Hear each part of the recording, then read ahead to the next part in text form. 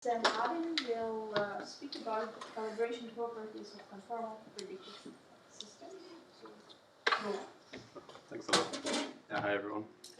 So this talk is all about prediction in quite a general sense, but I'll focus in particular on conformal prediction, which has recently become a very popular prediction framework, particularly in the machine learning community, since it allows us to generate prediction sets that have some nice theoretical properties.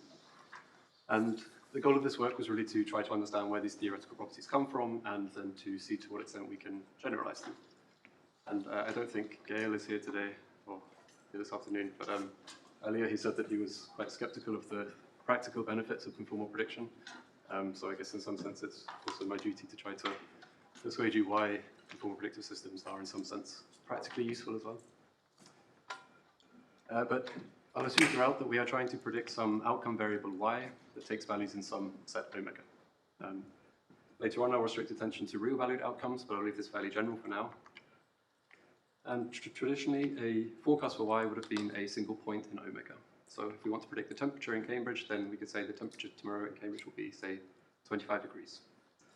But of course, this forecast isn't particularly useful because we know that the temperature tomorrow won't be exactly 25 degrees. And so in the past couple of decades, it's become increasingly common to try to quantify the uncertainty in our prediction. And this is typically achieved by issuing probabilistic forecasts in the form of an entire probability distribution over omega. And we'll call this forecast F. So for example, for binary outcomes, a probabilistic forecast is simply a probability of whether the event will occur or not. For real valued outcomes, we could have, say, a normal distribution with a given mean and variance. For multivariate outcomes, we could have a multivariate normal distribution. And these probabilistic forecasts not only quantify how uncertain we are in the prediction, but of course, if we want the point-valued forecast, we can still take the mean, median, or a quantile of our distribution. We can also derive prediction intervals or prediction regions, or if we're interested in extreme events, we can calculate threshold exceedance probabilities, for example. And so these probabilistic forecasts are much more useful than traditional point-valued forecasts for things like decision-making and risk assessment, which is ultimately where these forecasts are used in practice. I should say as well that while I give the normal distribution and multivariate normal distribution as an example, of course we don't need to restrict ourselves to these distributions, and in practice probabilistic forecasts are generated using state-of-the-art statistical machine learning models.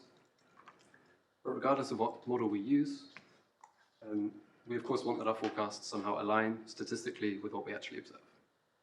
And as Gail said this morning, loosely speaking, we say in this case that the forecasts are calibrated. And so for binary events, we can define calibration as follows. It essentially says that, for example, if I predict that it will rain tomorrow with probability 0.2, the forecast is calibrated if it does indeed rain tomorrow with this probability. And we can assess this in practice using reliability diagrams or calibration curves, which essentially plot the forecast probability as against this, an estimate of this conditional probability. So this is in the binary case. When we extend things to real-valued outcomes, things become a bit trickier because there are many different definitions of calibration.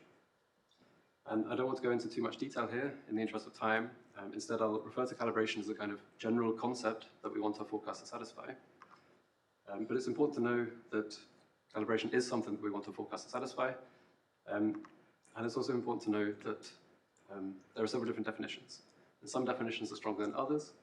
And the stronger notions, so we want our forecast to be calibrated according to as strong a notion of calibration as possible. And this essentially means we're calibrated conditional on more information. So again, this is closely related to the grouping that Gail was talking about this morning. It's not a new slide. Exactly. So we want our forecast to be calibrated. An obvious question then as well, how can we construct calibrated forecasts? Well, how do we construct forecasts in the first place? We typically have some training data comprised of covariates x1 up to xn and corresponding outcomes y1 up to yn. And then we see a new covariate xn plus 1. And we want to use this along with our training data to predict some new unknown outcome yn plus 1. We assume here that the training data and the test data are exchangeable. We can extend this further for things like distribution shifts, but I won't talk about this here. And then we typically predict yn plus 1 using some sort of prediction model or forecasting model, which takes the training data, which are called here Tn, so this is just x1, y1 up to xn, yn, and the new covariate xn plus 1. and then it outputs a prediction for yn plus 1. So I assume here that the prediction is probabilistic, but actually, of course, we can have a deterministic model as well. And the notation I'll use here is, I'll still call this forecast model F, because it gives us a forecast, but I'll just say, because this implicitly depends on the training data and the nucleovariate, I'll denote this using square brackets. So as a simple example, in the real value case, we could of course just have a simple linear regression model, where we assume that the outcome follows a normal distribution with a mean that is linearly dependent on the nucleovariate, with covariates that depend, or that are learned from the training data. But of course, again, this is just a simple example.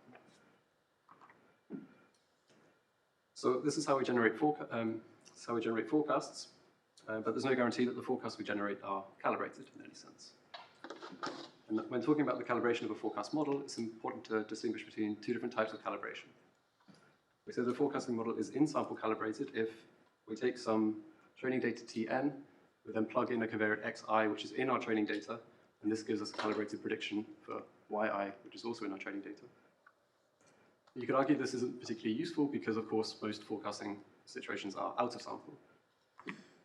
We say the forecasting model is out of sample calibrated if we have some training data Tn, so x1, y1 up to xn, yn.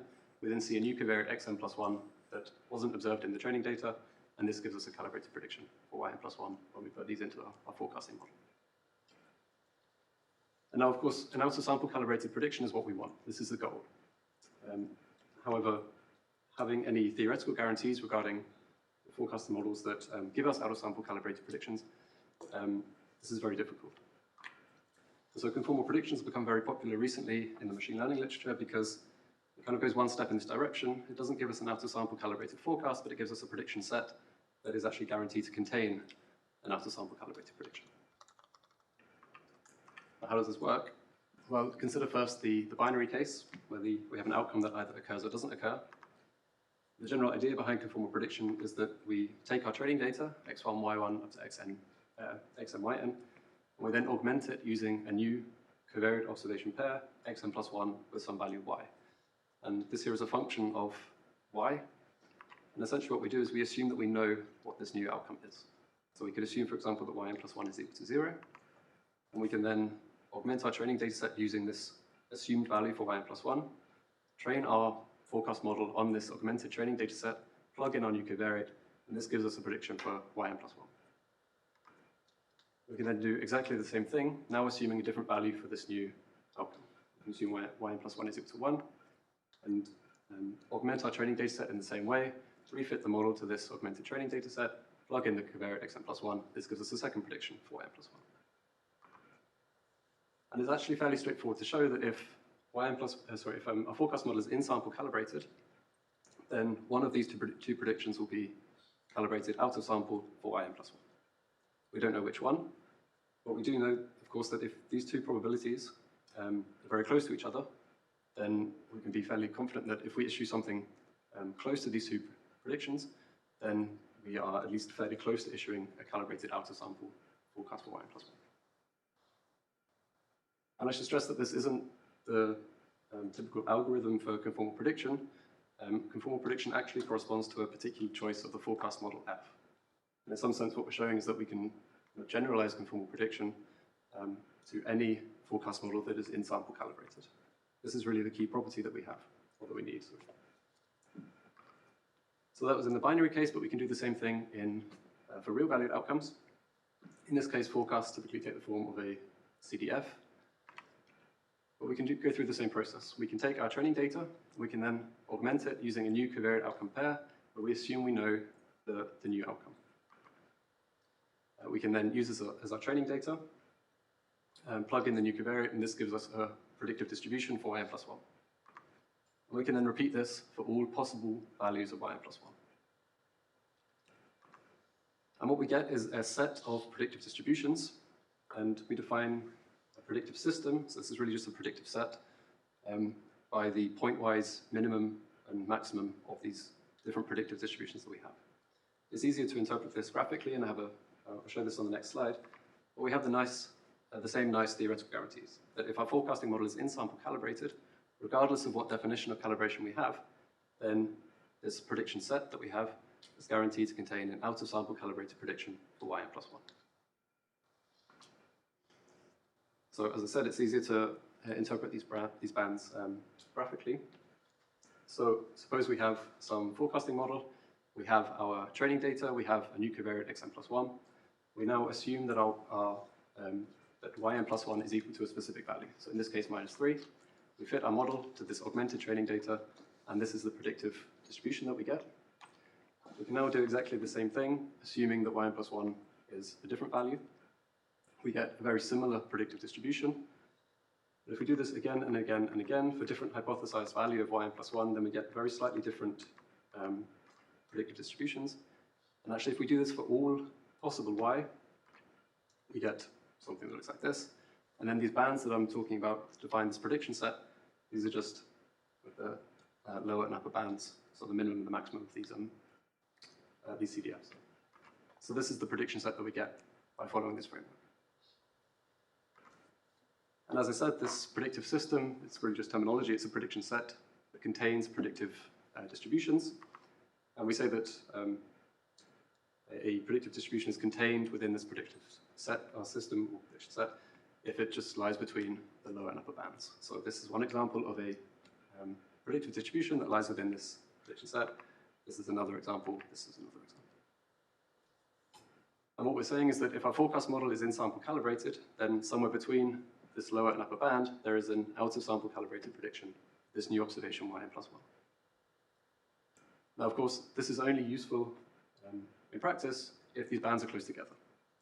If we make a decision based on one of these three different forecast CDFs, then the decisions that we make could be very different. And so to try to formalize this a bit, we define the thickness as the largest difference between the lower and the upper band, essentially quantifies the size of the prediction set. And in practice, we want this thickness to be as small as possible, because we know if we issue any predictive distribution between these two lines, the decisions that we make based on these will be fairly similar, and we know that they'll be fairly close to being a calibrated out-of-sample prediction for yn+1. So I've argued that we want the thickness to be as small as possible in terms of when issuing predictions, but you could also argue that when the thickness is very large, this is still informative in some sense because it shows that there is a large amount of uncertainty in the prediction itself. And so this measure of thickness itself provides a measure of kind of epistemic forecast uncertainty, and there's been a lot of literature recently trying to argue why it's important to quantify this epistemic uncertainty. And there isn't really a nice way to do this, but I would argue that conformal prediction does provide a means to do this. But I won't talk about this in too much detail here. But just to summarize what we have so far, we've argued that we can take any forecasting model, and we can then construct a predictive set by following this generic kind of conformal prediction framework. We can do this for any forecasting model, but if we have that the forecast model is in-sample calibrated, then we know that this prediction set that we get will, by construction, contain an out-of-sample calibrated prediction for the new outcome yn+1. And as I said, this holds for any definition of calibration. This is why I'm talking about calibration as a kind of general concept rather than specific definitions. An obvious question then is, well, what forecast models actually satisfy this notion of in-sample calibration? Again, in the interest of time, I don't have too much, I can't talk about these in too much detail, but this notion of a predictive system is not new. This was initially proposed by Vladimir Vov and co-authors who introduced predictive systems based on conformity measures or non-conformity scores. But it turns out that these essentially correspond to the framework that I just described with a forecasting model that satisfies a very weak notion of calibration. And this means that if you look at kind of prediction intervals generated by this framework, they satisfy unconditional calibration, but no notion of conditional calibration. And so this got us thinking whether this was the only forecasting model that satisfies in-sample calibration, and it turns out that this isn't the case.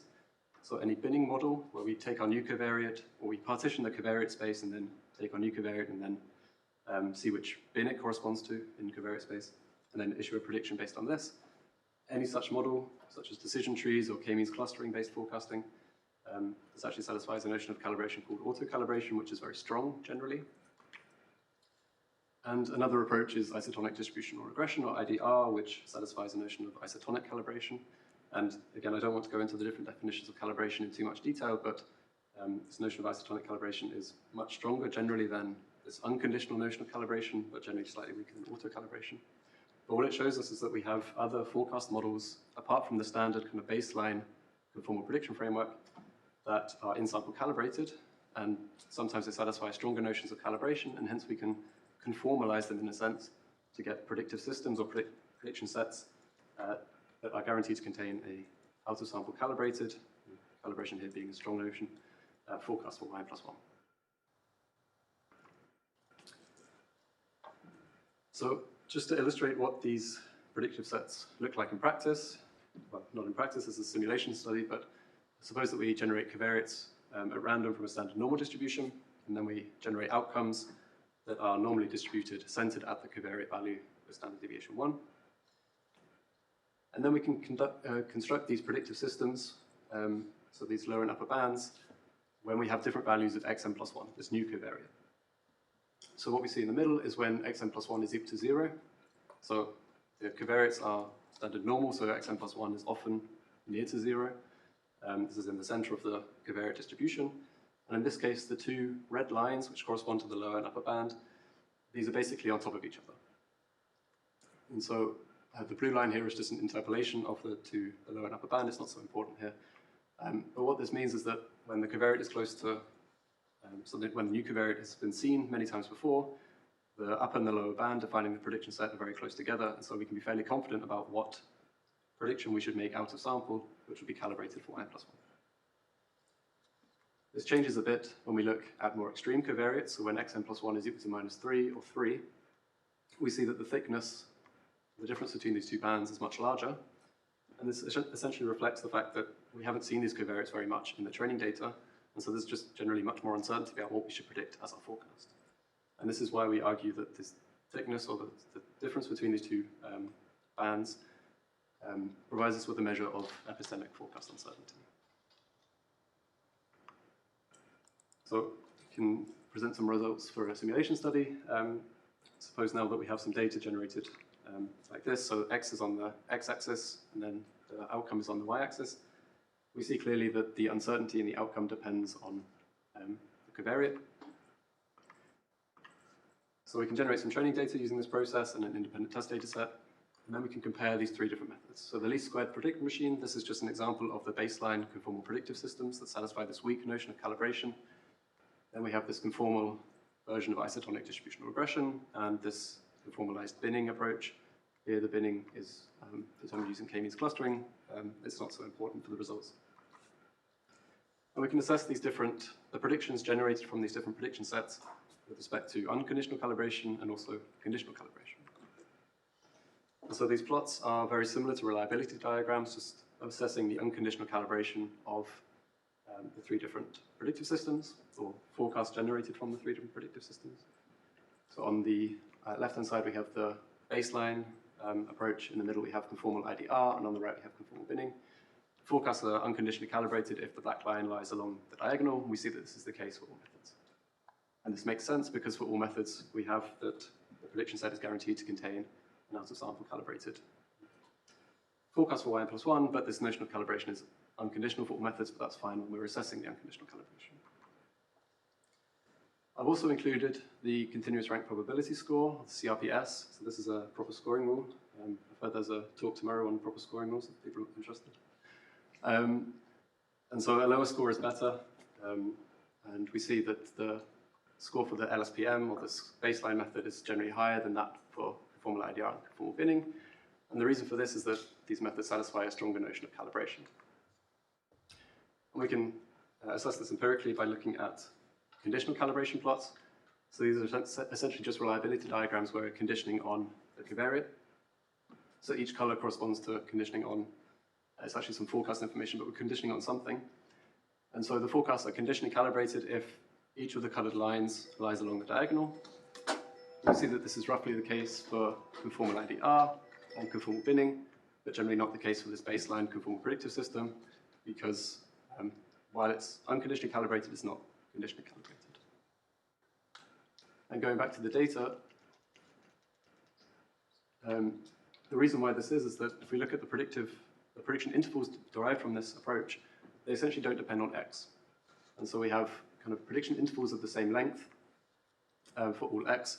And so for lower x, these prediction intervals are too spread out, and for high X, they're not spread out enough. And when we average across X, these errors cancel out so that the forecasts are calibrated. But as soon as we start to condition on X, we see that the forecasts aren't conditionally calibrated. And this isn't the case for the other two methods because they satisfy a conditional notion of calibration.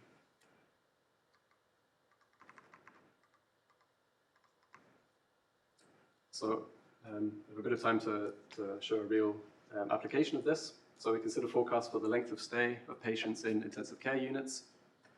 This is data that's maintained and was provided to us by the Swiss Society of Intensive Care Medicine. And the data looks something like this. We have different intensive care units, or ICUs, and then we're just looking at the distribution of the length of stay. And so what we see is that there's a kind of, it's not a step function, but of course people aren't admitted from ICU at night, and so we see this kind of, it's not a smooth function is what I mean. It's quite stepwise. So we have data for 18 ICUs in Switzerland, all of which have more than 10,000 data points. And then we fit, again, these three conformal prediction methods separately to each ICU. And so we can look at the results averaged across all ICUs for the three different methods. These are the same methods that we considered in the simulation study. And we see again that they all yield unconditionally calibrated predictions. Again, looking at the CRPS, we see the same pattern, that the two conditionally calibrated methods tend to yield more accurate forecasts. And again, we have exactly the same result as before, where the reason for this is that these latter two approaches are conditionally calibrated, whereas the baseline conformal prediction method is only unconditionally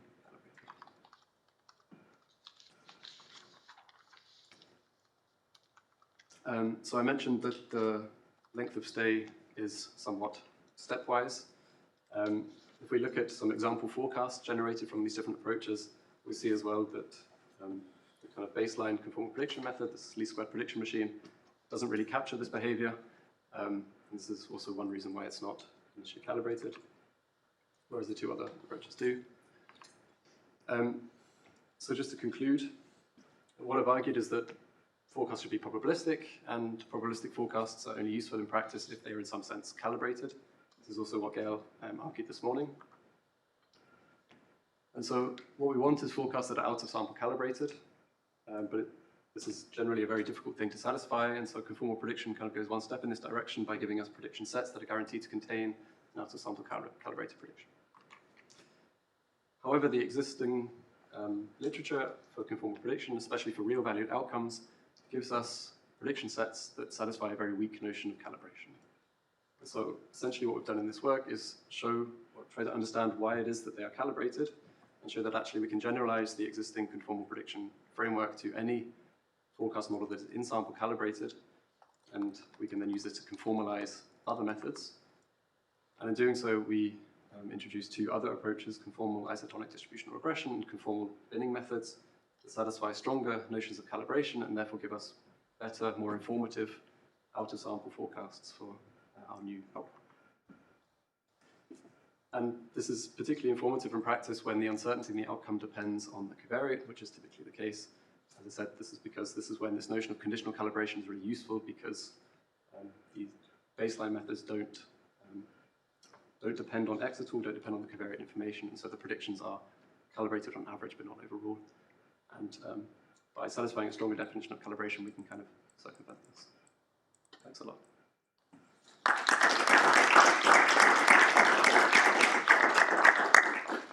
Thank you for your talk. Any questions?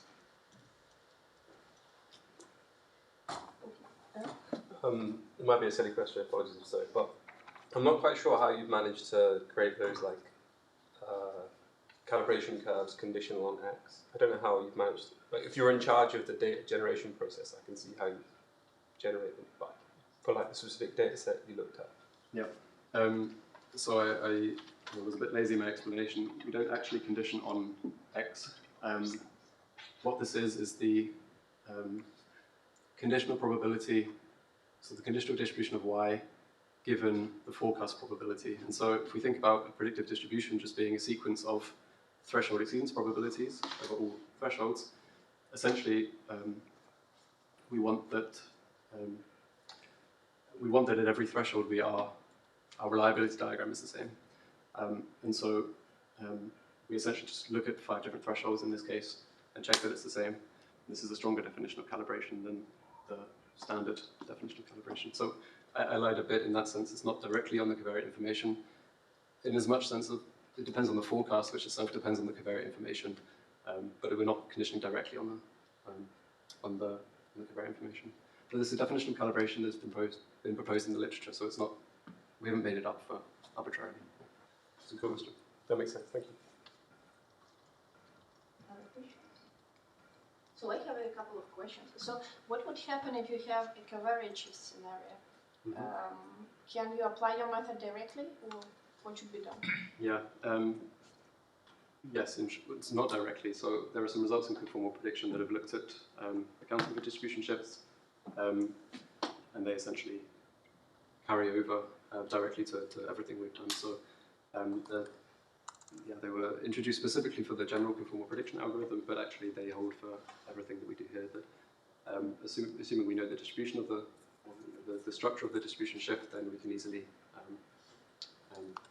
do the same thing and generate calibrated predictions or calibrated prediction sets that account for this distribution shift. Okay. So then I have another question. So you briefly mentioned bidding models, which are uniquely calibrated. Can you explain a little bit more what they are and why they are calibrated? Yeah. So binning models, I mean, in the sense that you take your covariate space and partition it. So you kind of bin it somehow. So using a decision tree or k-means clustering or something. So just a question: you bin features or observations? Features. Okay. And then you look at your training data, and for each bin that corresponds to an empirical distribution of the observations that correspond to the covariates in each bin. And so you take your new covariate, you assign it to a bin that is closest to it, and then as your forecast, you issue the empirical distribution of the observations that correspond to that bin. If that makes sense. Yeah. And so if you only have if you have one bin, that's just the empirical distribution of the observations. If you have 2 bins, then you essentially partition your data in 2, and then you have 2 different empirical distribution functions based on your training data. But you can construct these bins using any approach, really. And yeah, they're auto-calibrated, so this is a very strong notion of calibration, and actually it's possible to show that they're uniquely auto-calibrated. They're the only forecasts that satisfy this notion of calibration. And the reason essentially is that they're empirical distribution functions conditional on some information, and the proof that they're uniquely auto-calibrated actually isn't very difficult. Okay, and we have other questions. We have 1 minute and a half, so I will ask another question if there is no question. So I will ask. So maybe it's a difficult question. So you are in the context of the marginal coverage, is it? What about the conditional? Yeah, so the baseline conformal prediction method, this least squared prediction machine, this satisfies marginal coverage only, but these conformal IDR and conformal binning, they satisfy stronger notions of calibration, so conditional, not marginal notions of calibration or coverage. And so using those, you can get prediction intervals that satisfy a conditional notion of coverage. And so that's why we see the advantage with these approaches, because in theory, we know that they contain a stronger notion of calibration, a forecast that satisfies a stronger notion of calibration, and in practice we see the same. So that's where this comes from. Okay. Thank you.